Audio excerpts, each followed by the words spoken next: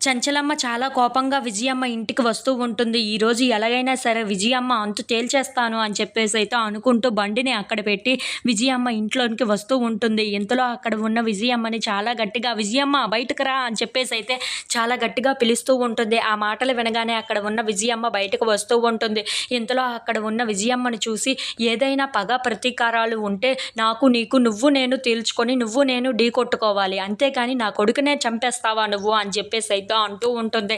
ఆ మాటలు వినగానే అక్కడ ఉన్న విజయమ్మ మాత్రం చంచలమ్మ నేను చెప్పేది కాస్త విను, ఇదంతా చేసింది ఎందుకంటే అని చెప్పేసి అయితే అంటూ ఉంటుంది. ఆ మాటలు వినగానే అక్కడ ఉన్న చంచలమ్మ మాత్రం ఏయ్ నోరు మొయ్యి నువ్వు, ఇప్పుడు ఎన్ని కాకమ్మ కబుర్లు చెప్పినా సరే అవేవీ పనికిరాదు. నువ్వే కదా నా కన్న కొడుకుని చంపేశావు. ఇలా చేయడానికి నీకు సిగ్గుగా లేదు? కోపం ఉంటే నా మీద తేల్చుకోవాలే కానీ నా కొడుకుని చంపేస్తావా నువ్వు అని చెప్పేసి అయితే అంటూ ఉంటుంది. ఈరోజు నన్ను ఆపేవాళ్ళు ఎవరూ లేరు. ఈరోజు నువ్వు నా చేతుల్లో ఎలాగైనా సరే చస్తావు అని చెప్పేసి అయితే గన్నని గురిపెడుతూ ఉంటుంది.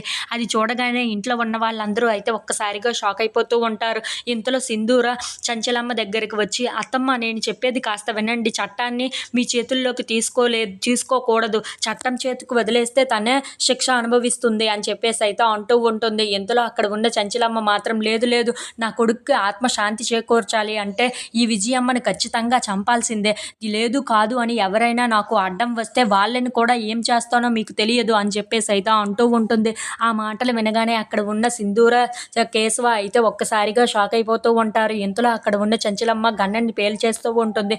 ఆ బుల్లెట్ వెళ్ళి విజయమ్మ గుండెల్లోకి దూరుతూ ఉంటుంది. అది చూడగానే అక్కడ ఉన్న వాళ్ళందరూ అయితే ఒక్కసారిగా షాక్ అయిపోతూ ఉంటారు.